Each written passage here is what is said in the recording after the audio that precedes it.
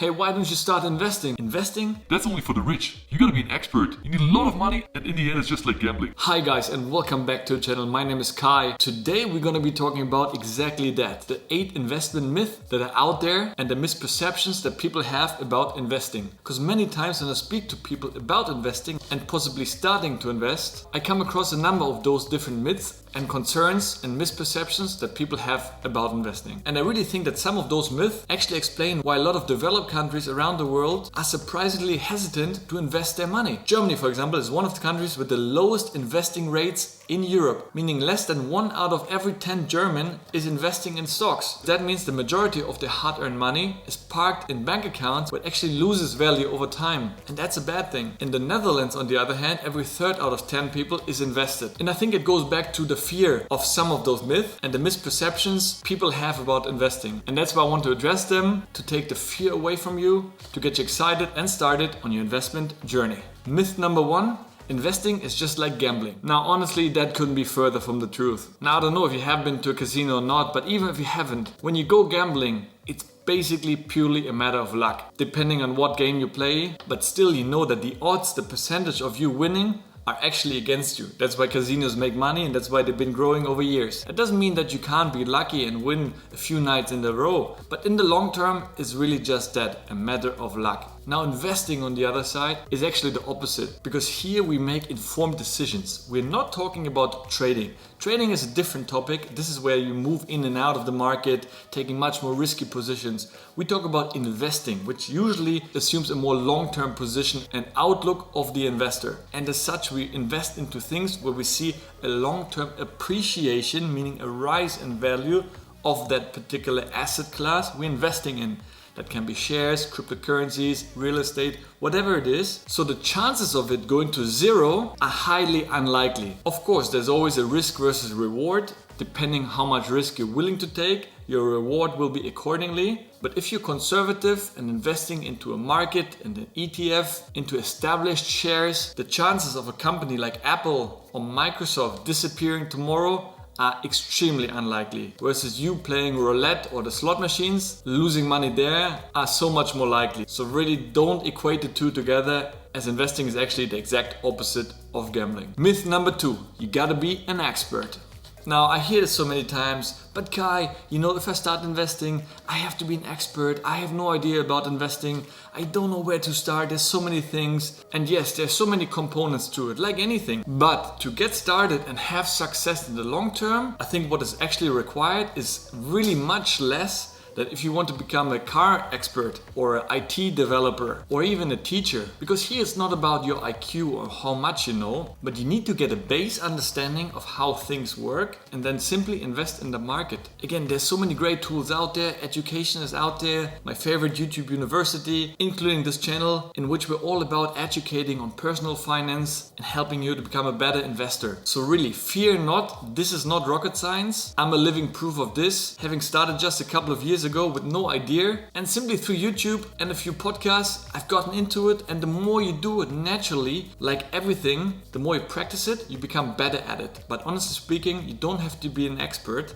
Actually, a lot of private investors like you and me, by investing in the market, have outperformed professional hedge fund traders over a number of years. So fear not. Most important, just to get started, have an open mind, keep learning and keep growing, and start your investing journey. Myth number 3 is too complicated. It really isn't. I mean, you have to start somewhere, of course. You need the basic understanding. What is a share? Which platform do I use to invest? How do I invest? How do I diversify my portfolio? So there are a few parameters that you should know, but beyond that, there isn't really much to it. Now, of course, that isn't to say that you can really deep dive and study the company reports, the fundamental, the technical analysis of a company. You can all do these things. Ultimately, it will still bring you to the same question. Am I going to buy the stock or not? Am I going to hold the stock or not? Am I going to sell my stock or not? These are the main things that you have to answer. So the more you know, you might think you're being smarter, but often these days we're seeing that we're moving away from fundamental analysis, in which you read and study the company. Then people move to technical analysis. That's where basically all the day traders come in. They try to read and interpret the price charts and make decisions for the future, even though you can never really predict the future, so I don't think much about that. And lastly, today, where is a sentiment-driven analysis? So basically,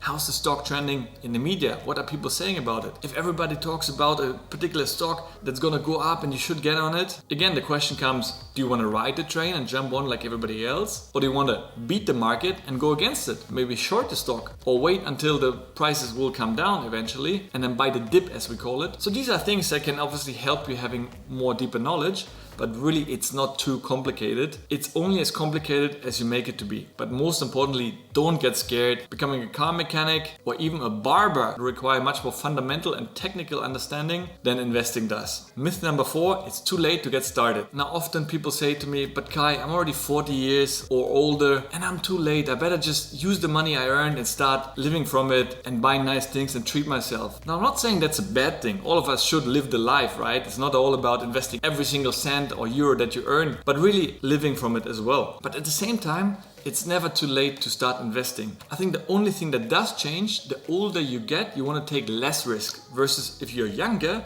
you can afford to take more high risk investments such as Bitcoins, US growth stocks that have a higher upside, but at the same time, a possible higher downside. So when you're nearing retirement age, obviously you don't want to throw all your eggs in one basket. Possibly you need your money back in the next 5 years to live from it. If by then the stock market crashes, which it can, and we've seen that in the past, all of a sudden your retirement is basically gone or halved. And that's something you want to avoid. But at the same time, it's not too late, because the alternative is keeping your money, all that money that is saved up until your older age in life. It basically sits on the bank account and loses value over time as it's being eaten up by inflation. And that's really the worst you can do. Now, agree that you want to keep some of your funds in the bank account just to be liquid, but the rest should definitely be invested. And depending on your profile, you want to maybe take higher risk for more reward, or you can be more conservative and invest safely. But one thing is for sure, it's never too late. The best day was yesterday, the second best day is today. And best of all, it only takes a few minutes to get started. Myth number 5, it's only for rich people. Now, a few years ago, that might have been the case. And I myself thought about, wow, if I want to invest, I probably need a couple of $100,000 to get started. Now, luckily, that's no more the case. These days, you can download apps like Revolut, Bitpanda, or Robinhood, depending where you live. And you can actually start it from as little as 10 euros or dollars and buy your first share, as these apps allow you to buy fractional shares. So that means even if a share costs $1,000 and you may not have the money to get invested, even with $10, you can buy a piece of a share of that company. And that's amazing, and really there is no more barrier for anyone to get started. So even if you feel shy about it, I always recommend start small. Put 10 euros, 20 euros, 100 euros, as little as you can. Buy your first piece of a company and see how you feel about it. And in the process, you will come up with new questions and possible solutions. And that's what I said before. You will become an expert in the process by just getting started. So honestly, you don't have to be rich. On the contrary, I know people who started investing during their high school. So honestly, no age, no money is a limiting factor for you to get started investing. Myth number 6. Now that's a very important myth that a lot of people have been talking about, and I'm not sure if it's true. And also myself, I'm not sure if it really works, but I suggest you to give it a try. And the myth is that if you subscribe to this channel and hit the like button, apparently your investments will grow exponentially. Now that's not financial advice, so I have no idea if it works or not, but if you give it a try, I would really appreciate it. Thanks a lot. Myth number 7. You can't beat the market. Now my question here is, why do you want to beat the market? Because in reality, if you are managing to achieve market returns, which over the years have been anywhere from 7 to 9 up to 10% over a 50-year period, meaning wars, global crisis, stock market meltdowns, and all these difficult times that still average an average of 7 to 10%, which I think is outstanding, why do you need to outperform? If you are one of the few people that actually achieves market results, you're already so much better and smarter than so many others who are not even investing and participating in market returns. The majority of people simply leave their money at the bank, where it actually loses value over time, as you don't get interest anymore. So by getting market returns, you are already doing tremendously better than so many others, and in the long term you can benefit from compound growth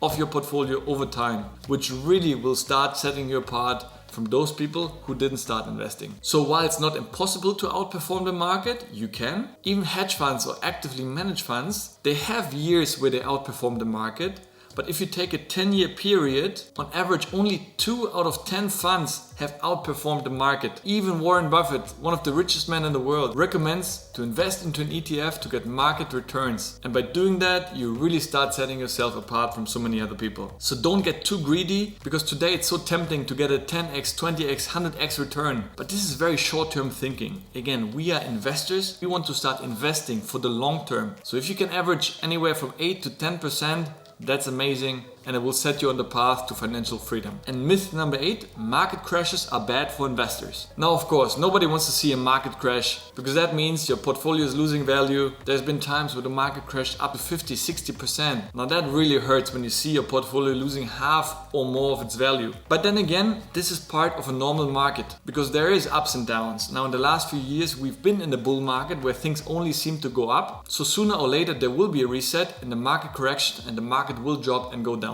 That's natural. So while in the short term may upset you, you're actually not losing value as long as you can stomach the loss and not sell. Because most people panic sell and sell to kind of rescue what they have. And that's the worst part, because if you manage to hold on to it and it will rebound as it did in the years before, as I said, for 50-year period, it always came back and even grow higher than previous highs. So over time, it always rebounds. So if you can manage to hold on to these difficult times, it's great. What's even greater, a dip, a correction, a lowering of the market allows you to buy the same stock or shares in a company at a lower price. And that can actually help you to buy a bigger position in the company at a discounted price. So in the long term, you actually have more ownership of the company. So in a way, basically, it's like a special offer on your favorite shares, which can be a great thing to consolidate and grow your position in a particular company. So market crashes can't be avoided. And I think that can be a good thing to correct the market and allow new people to enter and grow their positions in the company. So there you go, guys. 8 myths that are just that, myth. Because all of them are just stereotypes that people think about and get wrong and actually scare people away from investing, which I really think is unfortunate. That's why myself and other people on YouTube or podcasting are really passionate about educating on the topic of personal finance and investing for normal people like you and me. I hope this video was helpful for you. If it was, really appreciate if you give it a like, subscribe to the channel, and let me know in the comments which of the 8 myths most resonated with you. With this, guys, I thank you so much for watching. Stay awesome, stay blessed, and I'll see you in the next one. Take care.